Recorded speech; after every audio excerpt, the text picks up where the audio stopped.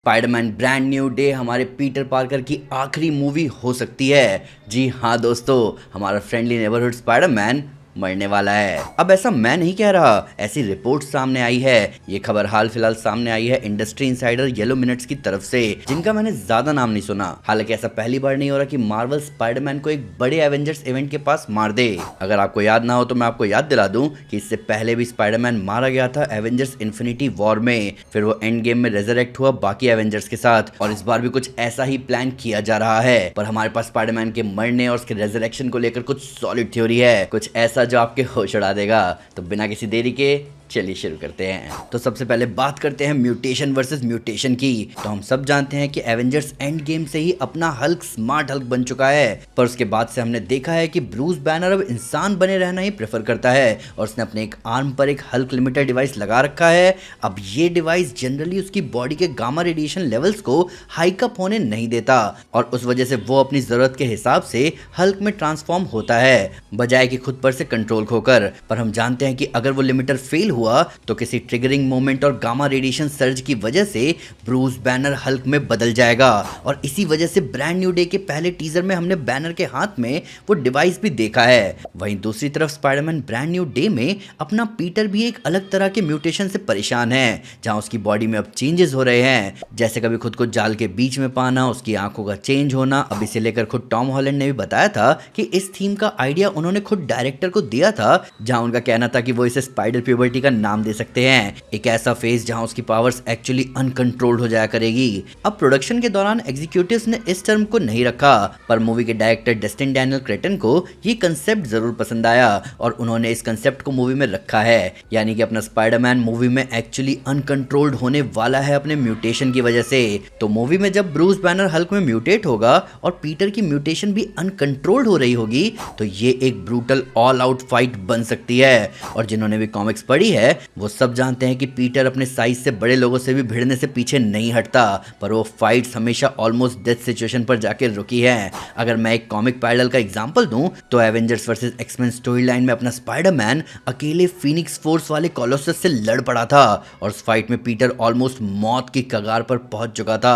तो कुछ वही पैरेलल्स हम ब्रांड न्यू डे में भी देख सकते हैं, जहां अपने म्यूटेशन के बाद भी पीटर हल्क से लड़ते हुए बहुत ज्यादा इंजरीज ले बैठेगा, और वो इंजरीज इतने गहरे और इफेक्टिव होंगे कि अपने गहरे घाव की वजह से पीटर दम तोड़ दे। पर म्यूटेशन की इस जंग में जहां अनकंट्रोल्ड होने के बाद भी पीटर शहर को हल्क से बचा रहा था, वो उसके हीरोइज्म के मेंटल को और गहरा कर देगी। वहीं पीटर की मौत पर हल्क का गुस्सा ब्रेक होगा, और वो फिर नोटिस करेगा कि उसकी वजह से लोग बस अपनी जान ही गंवाते हैं, और वो उसी फॉर्म में शहर छोड़कर भाग जाएगा।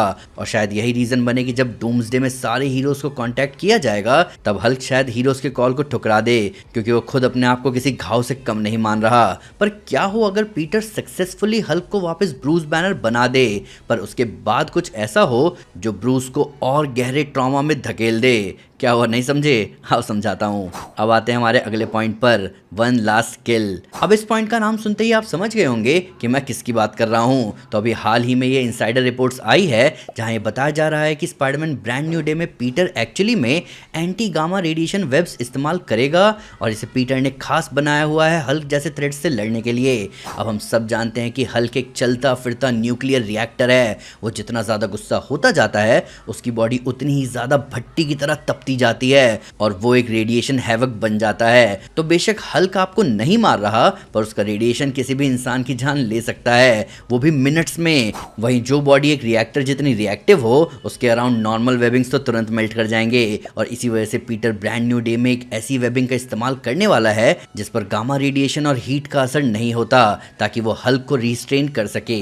पर बात यह है कि ये देखना दिलचस्प होगा कि आखिर कितनी मोटी वेबिंग की लेयर लगेगी हल्क को रोकने के लिए। पर आप इमेजिन करो एक सिनेरियो जहां पीटर ने फाइनली हल्क को रिस्ट्रेन कर लिया है, सेडी सिंह की कैरेक्टर ने जैसे तैसे हल्क की कॉन्शियसनेस को दबा दिया है, और वो वापस ब्रूस में ट्रांसफॉर्म हो चुका है, और पीटर और ब्रूस आमने सामने खड़े होकर आसपास की तबाही देख रहे हैं, और ब्रूस एक्चुअली में बहुत रिग्रेट और ग्रीफ में है कि उसने फिर से तबाही मचा दी। और फिर वही पीटर को अचानक से कुछ सेंस होगा, वो पलट कर देखेगा कि एक बिल्डिंग की छत पर पनिशर स्नाइपर लिए खड़ा है, और उसने गन को सीधा पॉइंट किया है ब्रूस की तरफ। अब ये ये देखते ही पीटर सोचेगा कि उसे ब्रूस को बचाना ही पड़ेगा, क्योंकि ब्रूस को मारना एक दो धारी तलवार वाला फैसला होता है, क्योंकि अगर किसी भी चोट से या अटैक से बैनर मरा नहीं तो फिर वापस हल्क बाहर आएगा और पीटर ये दूसरी बार नहीं होने देगा।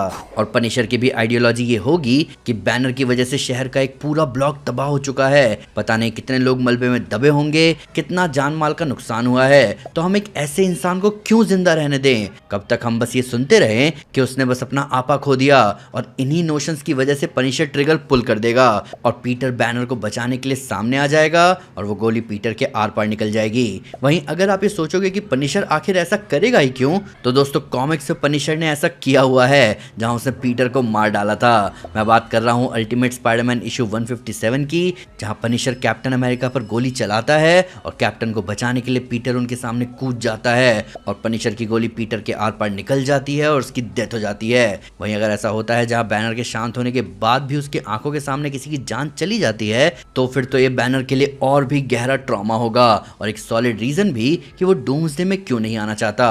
पर अब सवाल यह है कि अगर पीटर मर जाएगा तो फिर वो वापस कैसे आएगा।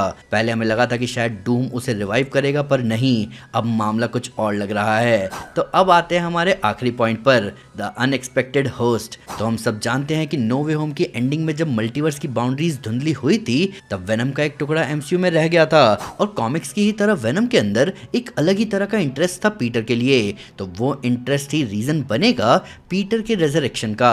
अब जिन्हें नहीं पता उन्हें मैं बता दूं कि क्लिंटार रेस जिससे वेनम बिलोंग करता है वो अपने होस्ट को डेथ के बाद भी रेजरेक्ट कर सकते हैं, पर उसकी एक शर्त है कि डेथ के बाद होस्ट बॉडी के टिश्यूज डिके ना हुए हो। वही हम जानते हैं कि पीटर एक आम इंसान नहीं है और उसकी स्पाइडर म्यूटेशन उसकी स्किन को इतनी रेजिस्टेंट बनाती है कि उसकी बॉडी एक नॉर्मल इंसान से ज़्यादा टाइम लेगी डिके होने के लिए। और इसी वजह से जब एक सिम्बायोट एक डेड होस्ट में एंटर करता है तो थोड़े टाइम के लिए उसके बायोलॉजिकल फंक्शन खुद टेक ओवर कर लेते हैं और बॉडी को तब तक टाइम देता है जब तक बॉडी खुद अपने बायोलॉजिकल फंक्शन को रिवाइव ना कर दे। और आप इमेजिन करो एक सीन जहां पीटर का फ्यूनरल हो चुका है और हमें सिमेट्री दिखाई जाती है जहां पीटर का नाम एक टूम्बस्टोन पर है और रात के अंधेरे में अचानक से उसकी कब्र से एक हाथ निकलता है जमीन को चीरते हुए और फिर पीटर खुद अपनी कब्र से बाहर आता है अपने सिम्बायोट सूट में और पोस्ट क्रेडिट सीन एंड हो जाता है। इस सीन में जो सिनेमा हॉल में शोर मचेगा आप सोच नहीं पाओगे दोस्तों। वही पीटर को अब वेनम के साथ दिखाना ज्यादा बढ़िया रहेगा जब फेज 7 में दूसरे कैरेक्टर्स आने ही वाले हैं जो स्पाइडरमैन मैंटल को टेक ओवर करेंगे। तो पीटर का स्पाइडरमैन छोड़ के वेनम के साथ जाना ज्यादा बवाल रहेगा।